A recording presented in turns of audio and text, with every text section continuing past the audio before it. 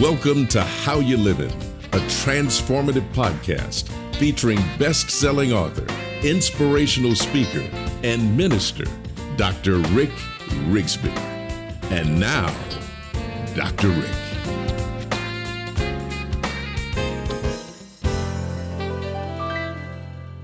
Hello, friends. Thank you so much for joining us. I want to talk to you about concentration and the power that is ours when we concentrate. First, a definition.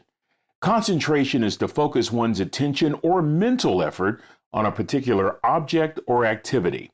To me, the most important word in that definition is focus.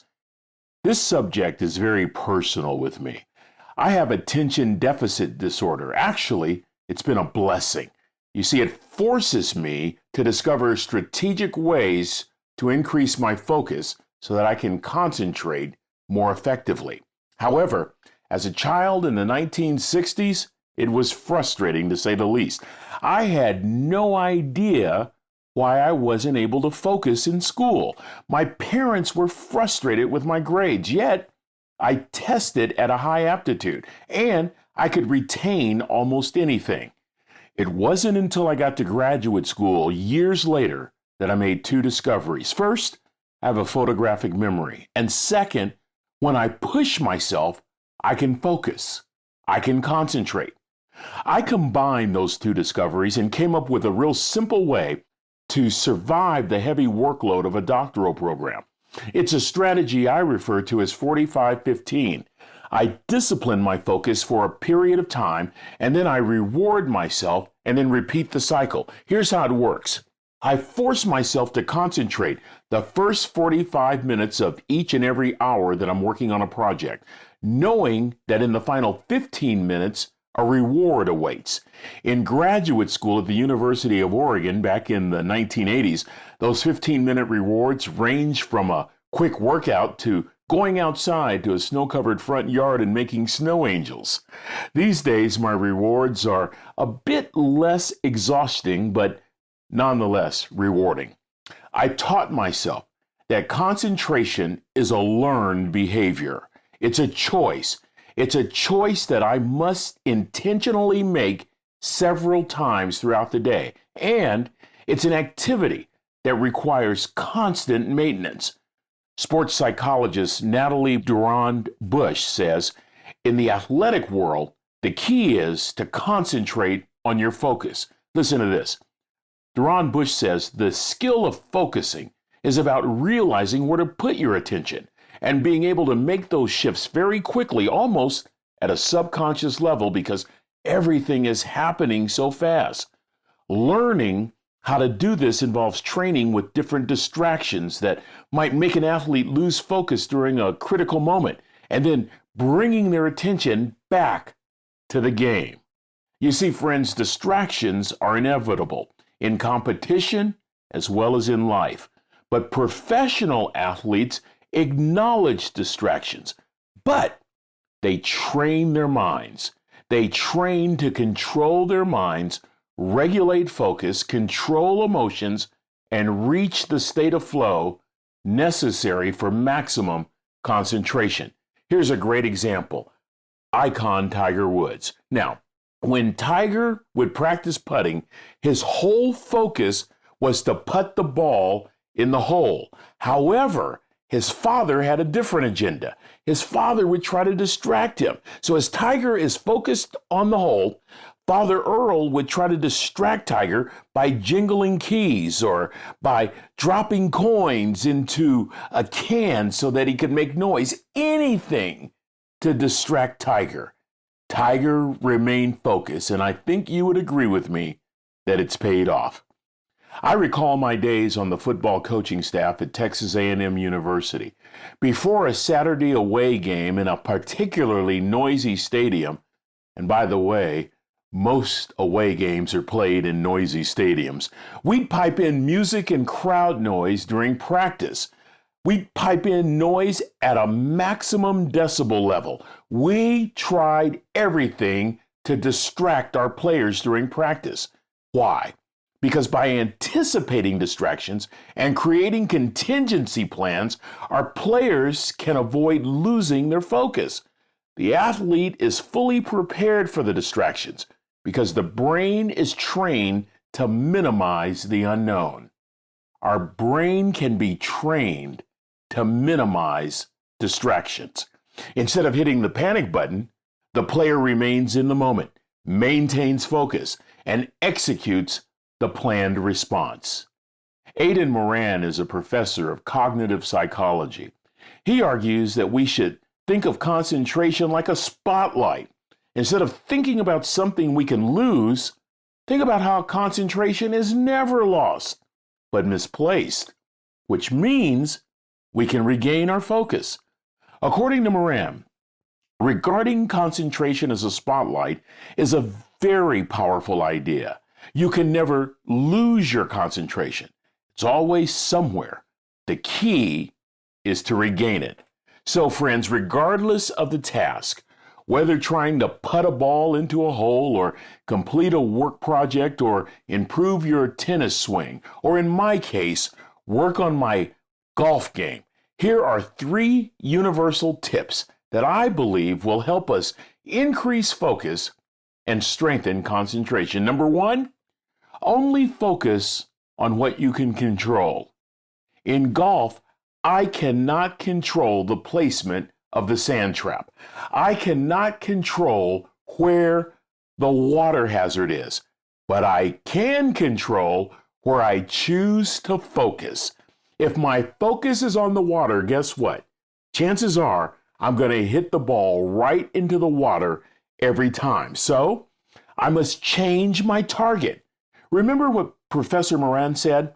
You can never lose your concentration. It's always somewhere. It's where we place our concentration that counts. And so I choose to focus not on the water, not on the sand trap, but I choose a target that I expect to hit. Oh, baby, you can train your mind to focus on something other than the negative. I'm reading a great book that reinforces this right now. It's by sports psychologist Dr. Bob Rotella. Dr. Bob works with elite athletes, and he focuses on their mental performance. The book is titled Golf is Not a Game of Perfect, and chapter 7 alone is worth buying the book. That chapter is titled What the Third Eye Sees. Dr. Bob, a performance expert who has coached the top golfers in the world, he writes about how the trained mind will allow the eye to gravitate toward a target. Here's Rotella's instruction to golfers. Before taking a shot, before taking any shot, a golfer must pick out the smallest possible target. Not a tree, for example, but a branch on the tree. Not even a branch, but perhaps even a leaf, if you can discover one. Here's a golfer's usual reply to Dr. Bob's instruction. Well, I'm just going to aim down the middle of the fairway. That's what I'm going to do. And Dr. Bob says that's not good enough. Aiming down the middle is the equivalent of trying to go to Los Angeles by flying to an airport somewhere in California. The brain responds best when the eye's focused on the smallest possible target. I'm going to say that again. Dr. Bob says the brain responds best when the eyes focus on the smallest possible target. The smaller the target, the sharper the focus. The sharper the focus, the better the concentration. The better the concentration, the better the results. Dr. Bob argues that when an athlete locks his eyes and mind onto a small target, the ball naturally tends to follow. Maybe that's why Negro League and Major League Baseball pitcher Satchel Paige would place a bubblegum wrapper on the edge of home plate as he warmed up. Paige believed that aiming at that small bubblegum wrapper, aiming at that small target, sharpened his control. Here's the second tip to help us concentrate. Train with distractions. You don't avoid distractions, you anticipate them. First, a word from business consultant Robin Sharma, who said on one occasion, the average person is distracted a minimum of 2 hours every single day, interrupted every 11 minutes, and then it takes 30 minutes to return back to a deep level of thinking. It's okay to anticipate distractions. Why? Because it forces us to develop a contingency plan that we will regain our focus. I'm distracted daily as I attempt to accomplish my projects. I've learned to stay focused through the telephone calls, through the interruptions, even internal desires to check emails and so forth. All these distractions I place into a bucket labeled 15-minute rewards. That's right. One of my rewards these days is to empty the bucket by returning emails during that 15-minute reward period, by returning text messages during that 15-minute reward period. Friends, put your distractions in a bucket. Pick a little target and hit it on an hourly basis. Worry less about how little your target is. Work on focusing on that target. I'm working on my latest book right now, and despite the distractions, even despite publisher deadlines, I choose a small target every single day. Sometimes my target is reworking a previously written paragraph. A couple of weeks ago, I was rewriting just one sentence. That's right. I spent 45 minutes rewriting one simple declarative statement. Because I hit my target, an average sentence became a work of literary beauty. Hit your target. Hit your target by staying focused on the smallest target you can possibly focus on. Guess what will happen?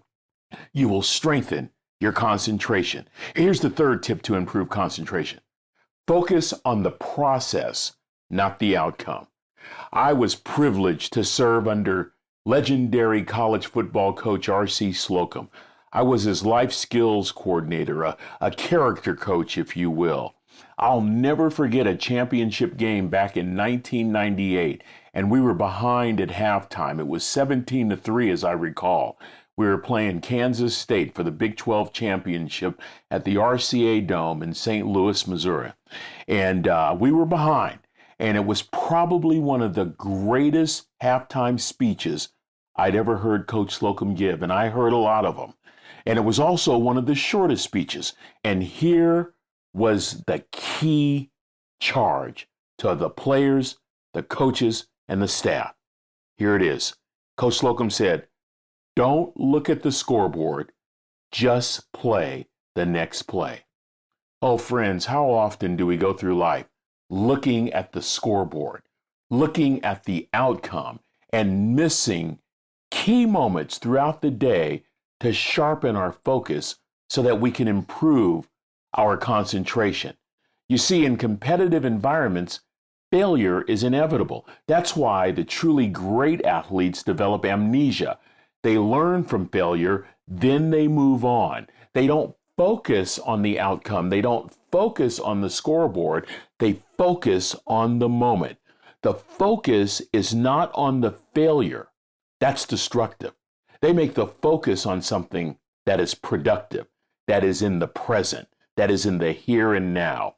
We all know that particular person who loses a card game and goes crazy, or misses a basketball shot and it's the end of the world. I play golf with a guy who sometimes gets so angry at a missed golf shot that his entire day is ruined. And then all of a sudden, guess what becomes the focus? His anger. Focus on the process, not the outcome. Here's the critical question that I'll ask myself often. Can I remain focused on the target for the moment, regardless of what the moment holds? Thomas Edison once said, "The first requisite for success in any field is the ability to apply your physical and mental energies to one problem incessantly without growing weary." In his landmark book, Think and Grow Rich, Napoleon Hill gave us this nugget. After interviewing the wealthiest, most successful people of his time, Hill discovered that the two most common variables each successful person possessed was a singleness of purpose and a burning desire to accomplish that purpose. Increase your concentration. Focus on your target. Friends, throughout the years, I've had many golf lessons. Here's a major nugget from a recent lesson. Retrain your mind to hit ahead of the ball, Rick. That was all the instructor said. Retrain your mind to hit ahead of the ball. This particular instructor was watching my swing, and he was noticing that in my practice swings, I was landing the club face behind the ball. Many golfers hit behind the ball, which affects aim and trajectory and distance. I'm certainly at the top of the list. But a simple exercise for the driving range has changed everything. Let me see if I can explain it. First, what I want you to do, if you're interested, is tee up your ball, right? Now, back away from the teed up ball. Keep it in front of you, but take a step back from the teed ball. Then find a twig or a leaf or a piece of wood on the ground. Then what I want you to do is, as you are parallel to your teed ball, place the twig on the ground 3 to 4 inches in front of where your teed ball is and take a practice swing. This time, your target is not the ball. Your target is the twig. You are trying to hit the twig. In other words, you are trying to swing at a target, a small target, ahead of your ball. By hitting the twig, we actually begin retraining our mind to not hit behind the ball, but ahead of the ball. After your practice swing, now you're ready. Step up to your teed ball. Look 4 inches ahead of the ball and use that spot as your target. Friends, it's amazing how our golf shots will improve. It's amazing how we are actually hitting the ball a higher percentage of the time. It's amazing, as my golf instructor said, what can happen when we hit the ball and not the ground. Jack Nicklaus once said, 90% of golf shots are missed before you start your swing. Friends, increase your concentration. Focus on your target. I'm going to close, but I know we've had a lot of sports analogies in this podcast, but I assure you, the principles of concentration are universal. They all hinge upon one thing: maximizing your focus by creating small targets. Every major project I work on, and they're all major, are broken into small targets that guide me throughout the process. The targets become my accountability team. They keep me from allowing distractions that can take me off course. Just like the golfer on the course looking for some target to aim for, break your tasks into targets, focusing on that target, making that target as small as possible. And friends, don't be surprised when your concentration dramatically improves. I believe it. I believe it. I believe it. Try it. You're going to be blessed. You're going to be encouraged. You're going to be uplifted. You are going to concentrate at a much higher level. Well, that's going to do it for this episode. Until we meet again, this is Dr. Rick, asking the most important question I can ask. How you living? Are you ready to make an impact in your world right now? Do you want to stop existing and start living your best life right now? Dr. Rick wants to give you the first chapter of his best-selling book, Lessons from a Third Grade Dropout, absolutely free. Just go to www.rickrigsby.com/free gift to get the print or audiobook right now. This is thepodcastfactory.com.